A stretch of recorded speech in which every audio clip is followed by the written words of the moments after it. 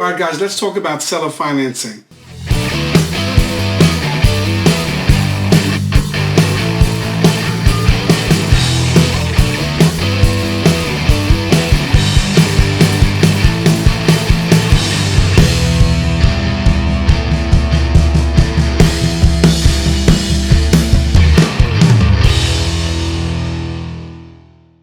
Seller financing is a really good strategy to employ whenever you encounter a motivated seller. Let's say you go on a motivated seller appointment and you encounter a seller that owns the property free and clear, meaning they do not have a mortgage. In a scenario like that, it's very, very important to come up with more than one offer. So I'll give you an example. Let's say you're looking at a house that's got a ARV of $200,000 fixed up. You could sell it for $200,000. And you would be willing to buy this house, let's say, for a $120,000 cash price because it needs some repairs. So when you meet the seller and you're discussing with the seller, let's say after building up some rapport, you come up with that cash offer. You tell them, well, I can offer you $120 cash. And they say, well, that's not going to work. We understand that our house needs a little bit of repairs, and we understand that we're not going to get full price for it, but we're not willing to sell it for less than, let's say, $170. And so now you're stuck at the $120 cash price and they're at that $170. So if you are familiar with their situation enough to know that they don't have a mortgage because you've had a discussion with them that came up in the rapport building that you were doing when you were discussing with them, and you know, for example, they're moving out of state to go be closer to their grandkids, then this is something where you could bring up the concept of saying like, look, I'm an investor, and I'm not going to be able to pay more than $120,000 cash for this property because, to be honest with you, my banker wouldn't give me more than $120,000 to buy this property. But what I can do is I can bypass that banker if you're willing to do some kind of seller financing. And they may ask you, well, how does that work? Or what does that mean? And so you explain to them, let's say I were to buy your property. I'm at 120, you're at 170. Let's say we could come to a agreement at 160 and you were okay with that. And let's say I was willing to give you $20,000 down and now you had a balance of $140,000.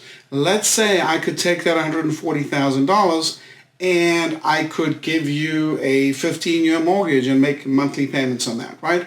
And they may ask for more information. How does it work? It's really useful if you have an iPad or a tablet or something where you can pull up like a Google mortgage calculator. You can say, look, let me show you. If I buy it for 160, I put 20,000 down.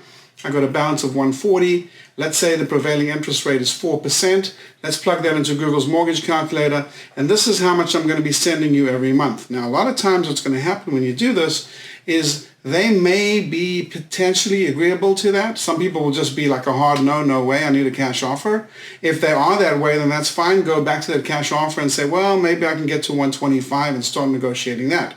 But if you can't do that, or if you don't want to do that, then focus on the seller financing and start working with those terms. Well, I would be agreeable to that, but I don't like the 160. I really need my 170 number. So let me ask you, Jack, if I could give you 170, then we could make a deal happen? Yes. Okay, so now it's going to be 170 with 20,000 down, and you're going to do the 15-year mortgage on that $150,000 balance. So the objection that they could have is a couple. Number one, outright don't want to do a seller finance.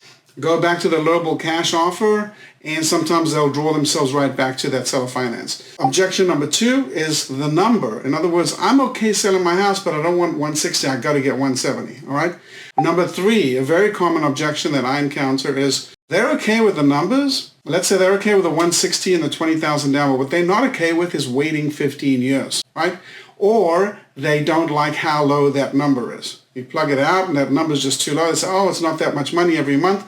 Some of these people have owned their houses for many years. That's why it's free and clear.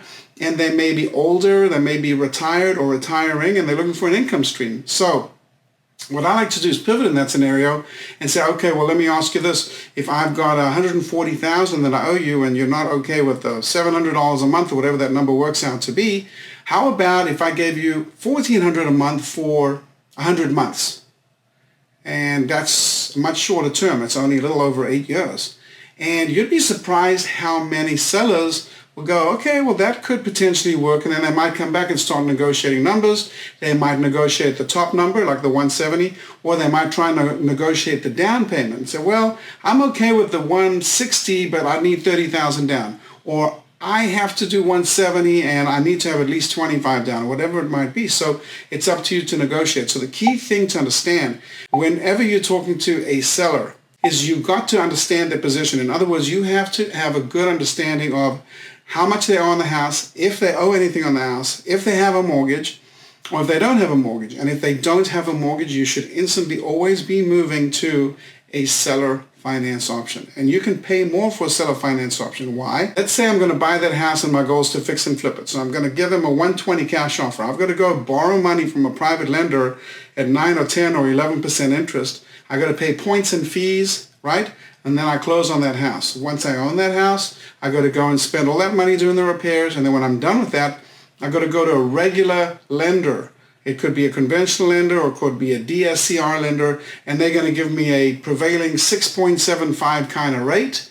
And then I got to refinance, and that might cost me another $8,000 in fees. So I've got maybe $15,000 in fees in my first year buying that property. So when I'm done, I may be in a property that I bought for 120, spent 40 fixing up, and then maybe rent it out and refinanced. Sometimes if you find a property that's not in that bad shape, in other words, it could be outdated, but it's not that bad. You can switch out the carpet, you could retile the floors, maybe renovate the bathrooms, repaint, and not spend that much money. Then a seller financing offer can be very agreeable for you and also for them, right? And they may say, well, 8 years is still too long. I don't want to be longer than 5 years. Okay, no problem. Let's take that 140 grand and divide that into 5 years and make 5-year, payments, 60 monthly payments.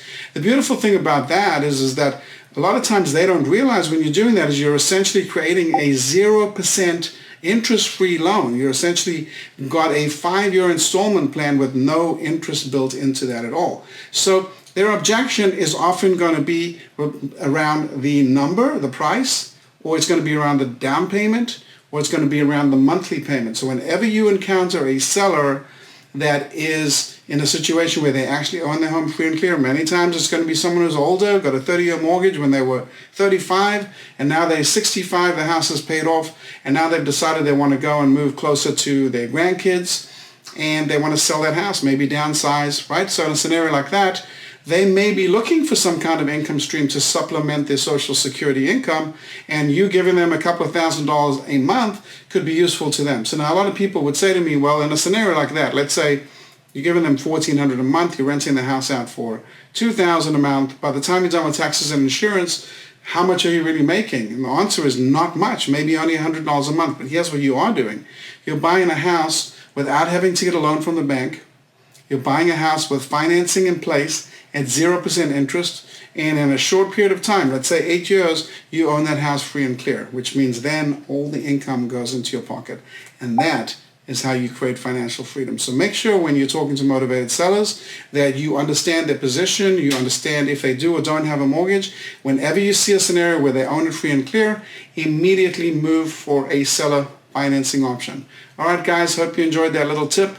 Make sure you hit that like and subscribe button, and I will see you on the next video.